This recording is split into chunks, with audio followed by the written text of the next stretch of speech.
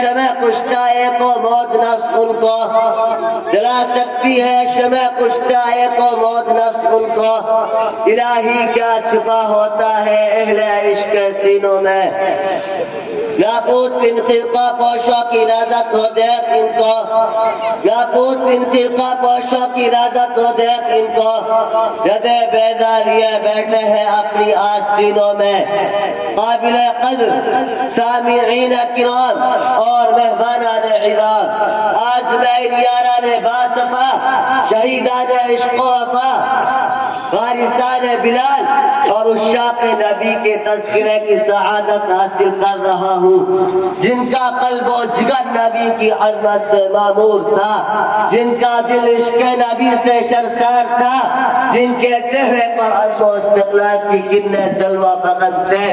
جنہوں نے اہل جہاں کو عشق نبی کا درس دیا، صنف انسانی کو محبت کا پیغام سنایا، جنہوں نے امت کو نبی سے درس دیا، صنف انسانی کو محبت کا پیغام سنایا، جنہوں نے امت کو نبی سے پیار کرنا سکھایا،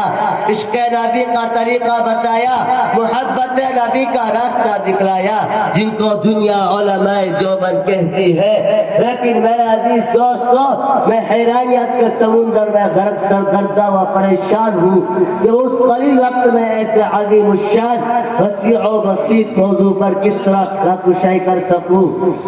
جس کا غیروں نے بھی اپنے الفاظ میں اعتراف کیا ہے، ان کے کن کن گوشوں کو روکے زبان پر لاؤں، ان کی کن کن خوبیوں کو بیان کروں اور کن کن خصوصیات کو نظر انداز کر دوں، ان کے عشق نبی کے واقعات کا سیر کراؤں یا ان کے مجاہدانہ کردار کی روداد سناؤں،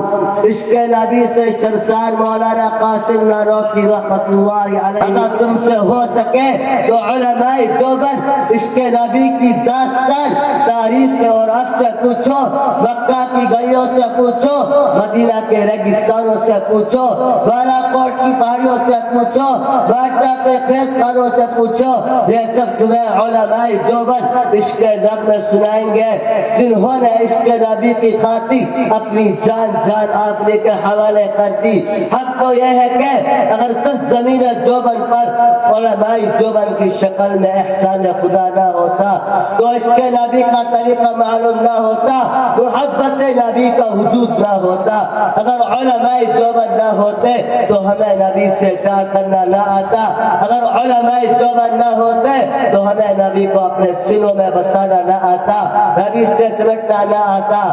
ہزاروں بار تجھ پر اے مدینہ میں فدا ہوتا ہوں، ہزاروں بار تجھ پر اے مدینہ میں فدا ہوتا ہوں، جو بس چلتا تو مار کر بھی نہ تجھ سے میں جدا ہوتا ہوں۔ وآخر دعوانا